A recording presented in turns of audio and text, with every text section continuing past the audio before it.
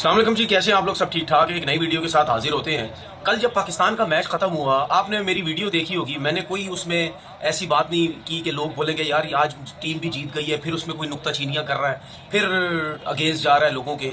मैंने सोचा नहीं यार, चलो आज जो है मैच खत्म हो गया तो थोड़ी बहुत तारीफें कर देंगे जी पाकिस्तान टीम ने क्या किया है। लेकिन इस वीडियो में अब मैं कुछ चीज़ें ये बोलूँगा कि जिसमें बेशक किसी को तकलीफ होती है, होती रहे, ठीक है ना। कल जितनी तारीफ करनी थी कर दी मैंने।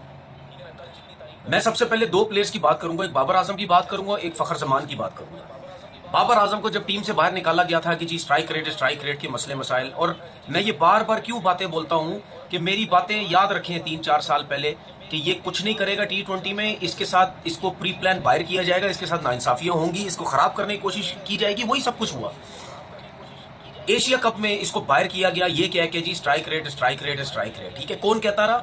Mic Hesson. जैसे ही माइक हैसन आया इस्लामाबाद यूनाइटेड से निकल के, कौन पाकिस्तान टीम का कप्तान बना T20 का? सलमान आगा, क्योंकि सलमान भी वहाँ, ठीक है। उसके अलावा और भी जो इस्लामाबाद यूनाइटेड के प्लेयर्स हैं, ठीक है, वो भी कहीं ना कहीं हमें जो है वो नजर आते रहे। इस तरीके से और फ्रेंचाइजीज के प्लेयर भी हमें जो है वो टीम में नजर आते रहे, ठीक है ना। तो जब बाय किया गया, ये सब बैठ के सिलेक्शन कमेटी में, जिसमें आकिब जावेद वगैरह, ये सब बैठ के बोलते रहे नहीं जी स्ट्राइक रेट की जरूरत है। आपने वैसे ही उसको कप्तानी से T20 से हटाया। हालांकि जिस टाइम वो कप्तान था उस time team T20 world cup के फाइनल में भी पहुंची, और इसकी और रिजवान की ठीक ठाक किस्म की परफॉर्मेंस चल रही थी एज अ ओपनर। हमने उस पर काम करने के, नीचे काम करने के बजाय, मिडिल ऑर्डर को स्ट्रॉन्ग करने के बजाय, नीचे के पावर हिटर्स लाने के बजाय, हमने इन दोनों की बैटिंग का बेड़ा गर्क कर दिया। क्यों? क्योंकि पूरे पाकिस्तान को जो हेटर्स थे, जो एजेंडा बेस्ड लोग थे, वो सारे मिला के इस चक्कर में लग गए कि ये हैक कर रहे हैं पूरी टीम को। 8-8 10-10 दोस्त आ रहा है, कंट्रोल कर रहे हैं, क्रिकेट बोर्ड इन सबके हाथों में है, ठीक है। तो इस चक्कर में सब ने प्री प्लान करके इन दोनों को बाहर करवाने की कोशिश की। उसके बाद अब जब ये पाकिस्तान टीम में वापस आया, अभी जब साउथ अफ्रीका के खिलाफ इसने T20 में 68 रन किए थे, तो कौन से नंबर पे खेला था? तीसरे नंबर पे। फिर श्रीलंका के खिलाफ सीरीज आप जीते, आखिरी मैच में इसने 37 नॉट आउट किए, कौन से नंबर पे खेला था? तीसरे नंबर पे, ठीक है। उसके बाद ये बिग बैश गया, फिर श्रीलंका के टूर पे। मैं वही समझ गया था जब श्रीलंका के टूर पे इनको नहीं बुलाया गया था और सलमान आगा ने जाके तीसरे नंबर पे जाके 12 बॉलों पे 40-45 रन कर दिए, मैं यही समझ गया था कि अब ये नहीं आएगा तीसरे नंबर पे। हालांकि इसको तीसरे नंबर पे आना चाहिए, क्योंकि जब आपने इसका कमबैक करवाया है, जब आपने इसकी वापसी का बोला है, तो क्या अगर ये वापसी आएगा या श्रीलंका कंडीशन में या पाकिस्तान कंडीशन में, आप ये कहते हैं इसको इस वजह से सिलेक्ट किया है कि यार ये एक नॉर्मल तरीके से क्रिकेट खेलेगा और अपनी बैटिंग का एक डिफरेंट रोल अदा करेगा, तो क्या जिस बंदे को ये रोल दिया जा रहा है, तो क्या वो चौथे नंबर पे आके बैटिंग करेगा? मैं तो उस टाइम ही समझ गया था प्रेस कॉन्फ्रेंस में जब सलमान आगा ने बोला। इसमें कोई इतनी रॉकेट साइंस वो बात नहीं है। जब माइक हैसन जब हेड कोच आ गया और सलमान आगा भी इस्लामाबाद यूनाइटेड के थे, तो इसमें पता था और पता है कि इसी ने अब तीसरे नंबर पे आना है। क्योंकि जाहिर पता सलमान आगा क्यों तीसरे नंबर पे नहीं आएगा, क्योंकि जब वो चौथे नंबर पे या नीचे खेल रहा था तो सबने बोला कि यार ये जो है T20 का स्पेशलिस्ट ही नहीं है, T20 का प्लेयर ही नहीं है, इसको कप्तान क्यों बना दिया? तो जब आप एक कप्तान के ऊपर इतनी बातें करेंगे और हेड कोच भी उसी इस्लामाबाद यूनाइटेड का है और वो खुद भी वहीं से ताल्लुक रखता है, शादाब भी वहीं से है, जो कि बगैर परफॉर्मेंस के वो टीम के अंदर वापस आ गया, ठीक है।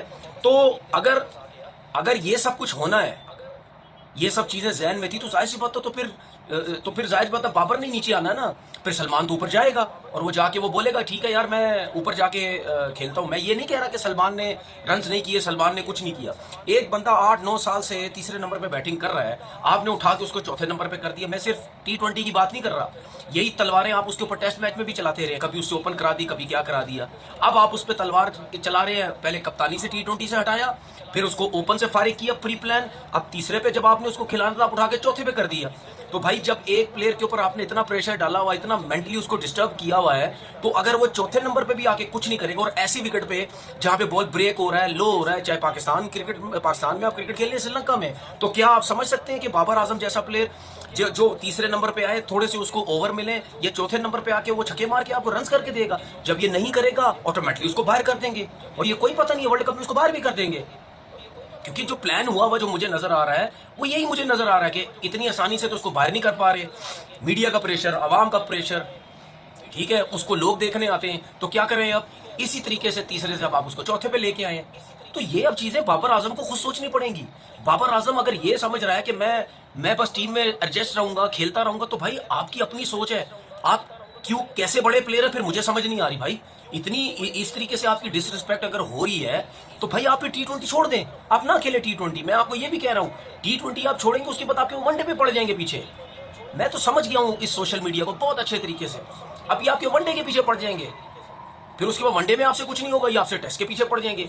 ठीक है, इस तरह करते करते 2 साल की आपकी क्रिकेट ये कर देंगे, उसके बाद 2 साल बाद आप हर जगह से फारिग हो जाएंगे। क्योंकि हमारे लोग तो है ही ऐसे, वो चलते ही सोशल मीडिया के ऊपर है। वो कहते हैं जी सोशल मीडिया में जो हो रहा है बस सब कुछ हो रहा है, प्रेशर तो बर्दाश्त कर ही नहीं सकते। क्योंकि मैंने पहले आपसे बोला ना इनकी सोच है ना आपका विजन है, उसके चक्कर में इन्होंने बर्बाद कर दिया बाबर आजम को। समझ आ गई? और हर कोई यही बोलेगा, ठीक है ना। अब जिस तरह मैं ये कह रहा हूँ कि यार उसका चौथा नंबर ही नहीं बनता, मैं तो ये कह रहा हूँ ना चौथा नंबर नहीं बनता, तो लोग तो ये कह रहे हैं कि यार इसको तो ड्रॉप कर देना चाहिए, और वो हो जाएगा ड्रॉप। जो कि मुझे पूरा प्लान नजर आता है कि इसी तरीके से इसके नीचे ले जाके इसको यहीं मारो, क्योंकि ये ऐसा प्लेयर है, ये छक्के चौके तो मार ही नहीं सकता ना, ये 10-10 12-12 की एवरेज लेके चल सकता है, कुछ नहीं करेगा, फारिग कर देंगे, फारिग करेंगे ऑटोमेटिकली टीम से बाहर हो जाएगा। इसीलिए मैं बार बार बाबर आजम को बोलता हूँ कि भाई अगर आपने इनका मुंह बंद करना है तो आपको कुछ करना पड़ेगा, वरना वो भूल जाओ कि मैं ओपन चला जाऊं, मैं तीसरे पे चला, अब भूल जाओ, अब नहीं होगा ये। क्योंकि सलमान आगा साहब कप्तान है भाई, उसने भी, अब ये मेरी बात सुने, अब ये सारे चैंपियन बनते, करो ना नीचे आके रन, सलमान आगा साहब आओ ना नीचे रन करो ना आप। तो फिर बाबर को क्यों बोला जाता था ओपन करता है, सर्किल में खेलता है, इसका मतलब आप भी यही सब कुछ करते हैं, आप भी नीचे नहीं खेल सकते, आप भी ऊपर आके रन करके अपनी टीम में जगह बना रहे हैं, जिस तरह दूसरे बाबर को बोलते थे। अब फखर जमान दूसरा प्लेयर फखर जमान के साथ आप क्या कर रहे हो? कहाँ ओपन करता था, कहाँ तीसरे पे लेके आए, फिर चौथे पे लेके आए, फिर 5वें पे लेके आए, तो क्या उसकी क्रिकेट खत्म है? वही उसके साथ भी यही सब कुछ करते रहोगे? मेरे को तो सबसे ज्यादा अपने प्लेयरों पे ये हैरानगी होती है कि ये कहते हैं जी पाकिस्तान की खातिर। अबे भाई पाकिस्तान की खातिर क्या होता है मुझे बताओ? क्या आपका अपना नंबर कोई नहीं है? अपना नंबर कोई नहीं है? पाकिस्तान की खातिर उस टाइम बात होती है कि चलो यार, कभी कभार मैच में ऐसा हो जाता है कि यार शफलिंग करनी पड़ जाती है, ठीक है ना, कोई सिचुएशन ऐसी बन जाती है कि फखर जमान आज आप ओपन नहीं जाएंगे, आप जरा नीचे चले जाएं, या मैच की सिचुएशन ऐसी बन रही होती है कि यार आपको रोक के हम दूसरे प्लेयर को भेज रहे हैं, ये होता है यार चलो पाकिस्तान टीम की खातिर चले जी, हमने अपना नंबर ऊपर नीचे आज के मैच में कर दिया। ऐसा थोड़ी है कि पक्का ही आपको चौथे पे कर दिया, ये पक्का 5वें पे। ये कौन सा तरीकेकार है? तो आप रन कैसे करेंगे, कैसे रन करेंगे? मतलब यानी जो स्पेशलिस्ट थे सर्किल के, फखर जमान जिस तरह स्पेशलिस्ट था सर्किल का, छक्के वक्के मारने का, आपने उसके साथ क्या कर रहे हो? आप उससे ऊपर आप साइम अयूब को लेके आ गए हो, उससे ऊपर आप जो है वो साहबजादा फरहान को लेके आ गए हो। मैं आपको एक चीज बताऊं, आप एक चीज ज़हन में रखना, जो लोग, चाहे रिजवान है, चाहे बाबर है, चाहे फखर जमान है, ये 3 वो लोग हैं जिन्होंने सिलेक्टर से सवालात करने की कोशिश की, जिन्होंने जो कुछ चीज़ों पे क्रिकेट बोर्ड के अगेंस्ट गए, ठीक है, कुछ बोर्ड के लोगों से इन्होंने अपने लिए सवालात की, अपने लिए चीज़ें पूछी। इन तीनों के साथ देखो क्या हो रहा है। इसका मतलब ये है कि मुंह बंद करके जिस तरह बाकी पाकिस्तान को चलाई जा रहे हो, उस तरीके से मुंह बंद करके पाकिस्तान क्रिकेट बोर्ड में भी जो क्रिकेटर्स हैं वो मुंह बंद करके रहे। भाई जरा सा आप पूछोगे आपकी क्रिकेट खराब कर दी जाएगी, आपका काम ही नहीं है पूछना। मुझे तो ऐसे ही लगता है ये सारी चीज़ें इसी तरीके से हो रही है। तो क्या आप सीधा बोलो ना यार, बाबर आजम साहब आपकी T20 में कोई जगह नहीं, आपको फारिग कर देते हैं। फखर जमान साहब आपकी T20 में कोई जगह नहीं, आपको फारिग कर देते हैं। ले आओ अपनी पूरी फ्रेंचाइजीज की टीमें उठा के ले आओ, यही कुछ ही हो सकता है ना। तो सलमान आगा साहब अगर आप इतने ज्यादा चैंपियन बनते हैं तो आप ही आके नीचे रन करें ना, आप ही आके नीचे रन करें। आप तो ज्यादा बेहतर नीचे रन कर सकते हैं, क्योंकि आप तो है ही स्पिनर पे अच्छे। तो 6 ओवर के बाद तो वैसे ही स्पिनर लगे हुए होते हैं, तो आपकी तो ज्यादा जरूरत है नीचे के ओवर्स में। क्या हुआ कल के मैच में सलमान आगा साहब, क्या हुआ कल के मैच में? आपने श्रीलंका में भी देख लिया, सर्किल में मारा आपने, कल भी आपने सर्किल में रन किया, उसके बाद क्या हुआ? करते ना रन। अभी आगे मैचेस है ना, सर्किल के बाद रन करो, छक्के मारो सर्किल के बाद। सर्किल में बैटिंग करके सारे चीते बने हुए होते हैं, उसके बाद कौन रन करेगा? बाबर आजम को सर्किल के बाद आप क्या ये बोलते हैं यार तेरा कमबैक कराए, चौथे नंबर पे जा भाई, जा सेंसिबल खेल, रन कर आराम से। जब वो कल 24 रन किए 20 बॉलों पे, वहां पे भी शोर मचने लगे, क्या उल्टा शॉट मारा। मतलब सीधा खेले तो शॉट्स डेवलप नहीं करता, रिवर्स स्विप पे आउट हुआ, तेरा ये शॉट नहीं है। 20 बॉलों पे 24 रन किए भाई, इस ग्राउंड में इस विकेट पे 20 बॉलों पे 24 रन किया। 20 बॉलों पे 20 रन भी करना आसान नहीं है। देख लिया था ना, उनके भी पावर हिटर और हमारे भी पावर हिटर, किसने क्या तीर मारा, दोनों ने सिर्फ सर्किल में रन किए, दोनों टीम्स की तरफ से। समझ आ गई? तो ये एक प्री प्लान चीजें मुझे नजर आती हैं, मैं पहले भी कह चुका हूं, मुझे नजर भी आ रही है, और अभी भी कल के मैच में मुझे पता लग गया। उसको चौथे पे, और अगर बाबर खेलेगा चौथे पे, वरना उसको ड्रॉप कर दिया जाएगा।